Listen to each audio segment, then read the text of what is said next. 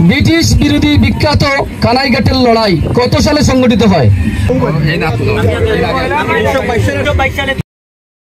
বাংলাদেশে উন্মুক্ত ময়দানে প্রচলিত ইসলামী জলসার প্রবর্তক কে?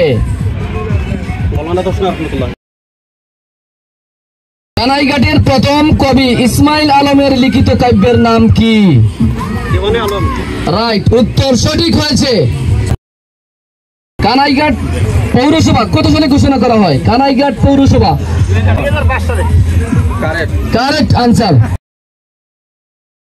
দিল্লির বিখ্যাত জুমা মসজিদ এ বক্তব্য দানকারী একমাত্র কানাইঘাটি ব্যক্তির নাম কি?